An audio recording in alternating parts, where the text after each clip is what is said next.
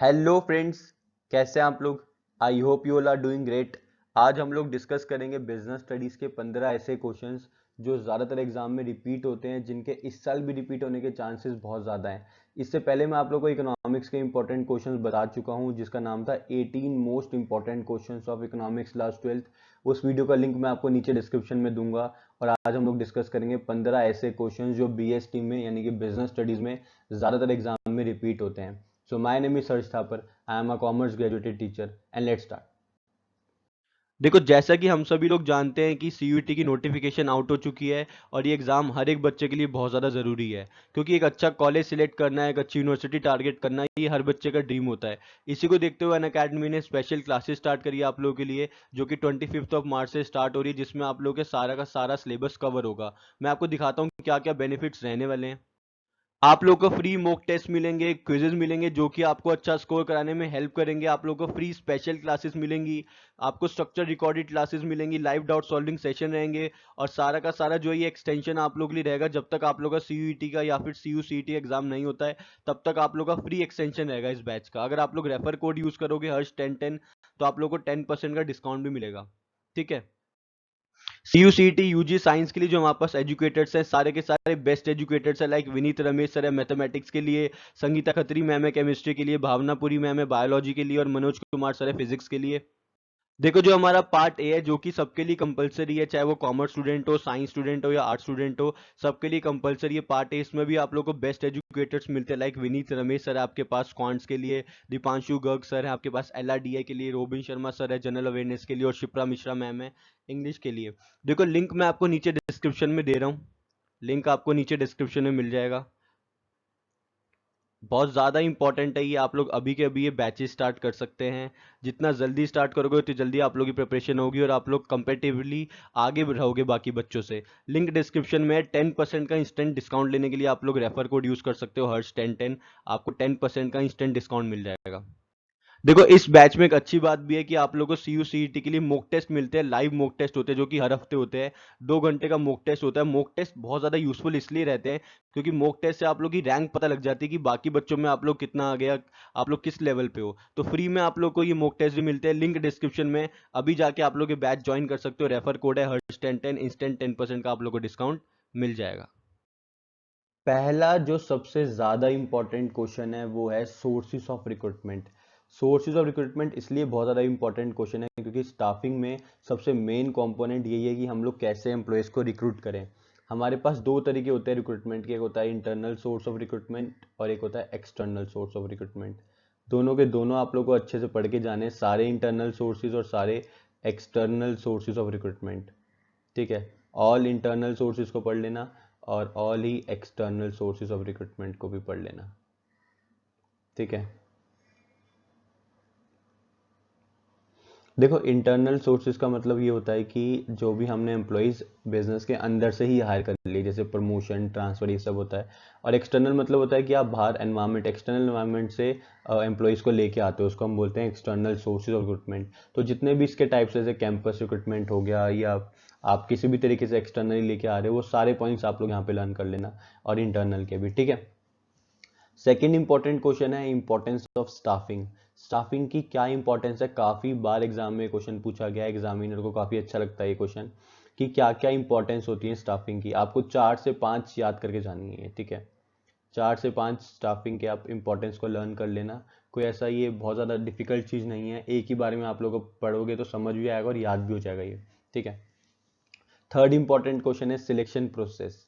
Selection process इसलिए ज़्यादा important है क्योंकि जब एम्प्लॉयज सिलेक्ट हो रहे होते हैं तो ये एक मैनेजर के लिए काफ़ी डिफिकल्ट टास्क होता है कि वो लोग कैसे सिलेक्ट करें एम्प्लॉयज़ को। तो सिलेक्शन प्रोसेस, मैंने एक टेक्निक बनाई थी सिलेक्शन प्रोसेस को याद करने की, उस वीडियो का लिंक मैं आपको नीचे डिस्क्रिप्शन में दूंगा, आप लोग जाके देख सकते हो। ठीक है। सिलेक्शन प्रोसेस की ट्रिक है, उसके अंदर आप इजीली सिलेक्शन प्रोसेस को याद कर पाओगे। इंपॉर्टेंट क्वेश्चन है, काफी बार एग्जाम में पूछा गया है, तो ये आपको पढ़ना तो है ही है हर हालत में। ठीक है।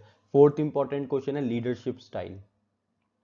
लीडरशिप स्टाइल के ऊपर भी काफी बार एग्जाम में क्वेश्चंस पूछे जाते हैं। ऑटोक्रेटिक, डेमोक्रेटिक, पार्टिसिपेटिव लीडर, 3 तरह के लीडर होते हैं, autocratic, democratic, participative.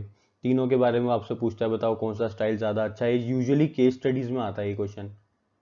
Case study में ये क्वेश्चन कैसे आता है, आपको एक केस स्टडी दे देते हैं और उसमें पूछते हैं आपको बताओ कि यहाँ पे कौन से लीडरशिप स्टाइल की बात हो रही है, ठीक है। यहाँ ऐसे पूरी केस स्टडी लिख देंगे और आपसे पूछेंगे बताओ यहाँ पे कौन से लीडरशिप स्टाइल की बात हो रही है, क्या ये स्टाइल अच्छा है या बुरा है, इसके डिसएडवांटेज क्या एडवांटेज क्या है, इस टाइप से ये लोग क्वेश्चन पूछते हैं आप लोगों से। फिफ्थ इंपॉर्टेंट क्वेश्चन है इंपॉर्टेंस ऑफ डायरेक्टिंग। डायरेक्टिंग के क्या इंपॉर्टेंस होते हैं ये आप लोगों को अच्छे से पता होने चाहिए, क्योंकि डायरेक्टिंग भी बहुत ज़्यादा इंपॉर्टेंट कंपोनेंट होता है मैनेजमेंट का। तो इंपॉर्टेंस ऑफ डायरेक्टिंग आपको लर्न करने एटलीस्ट 4 से 5 तो इंपॉर्टेंस ऑफ डायरेक्टिंग आपको लर्न करके ही जाने हैं। कंट्रोलिंग प्रोसेस में अब ज़्यादा कुछ नहीं बचा है, और कंट्रोलिंग पूरे चैप्टर में ही ज़्यादा कुछ नहीं बचा है, तो कंट्रोलिंग प्रोसेस को आपको अच्छे से पढ़ना है, समझना है, याद करना है। इस क्वेश्चन के आने के चांसेस बहुत ज़्यादा हैं इस साल।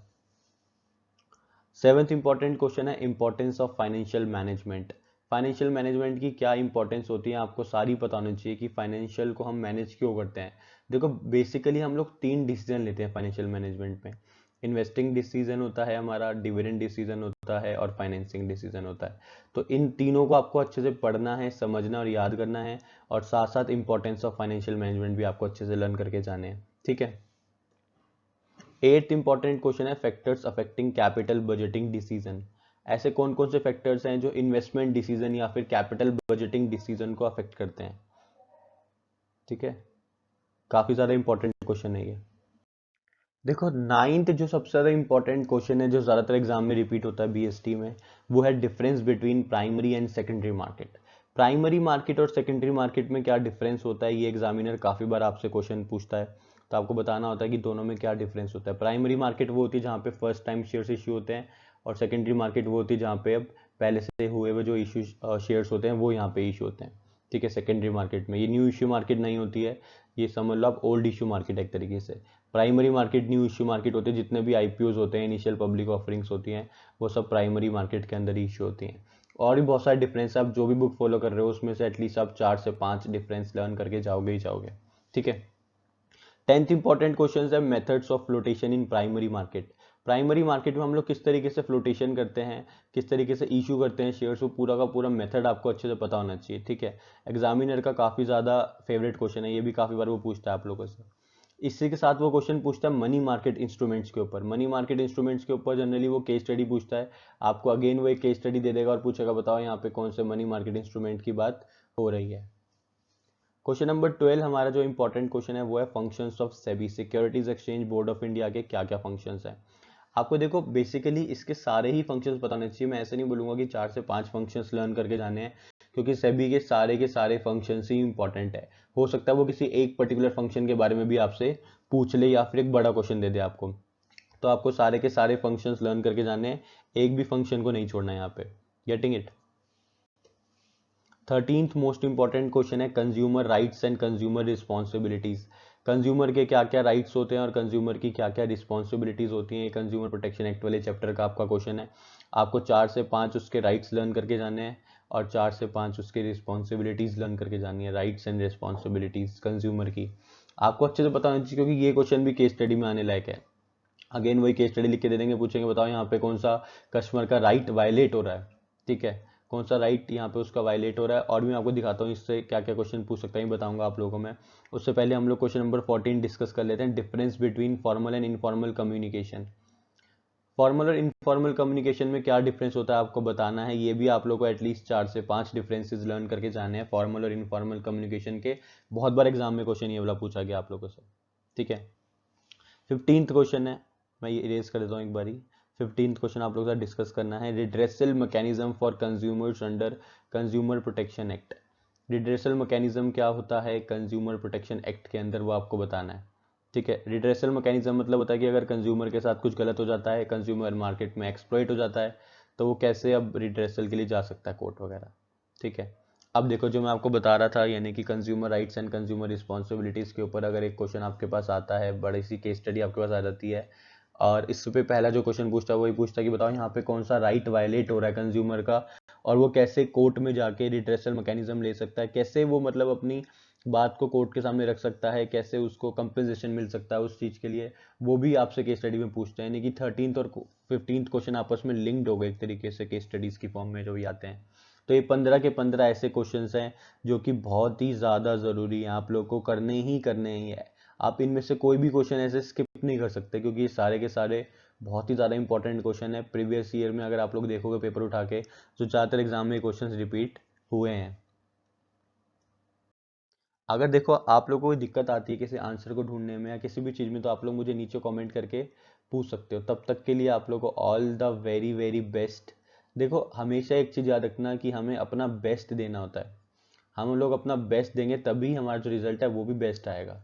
ठीक है, all the very very best. Channel को सब्सक्राइब करना मत भूलिएगा और साथ में लगे बेल आइकन को प्रेस कर देना। Thank you.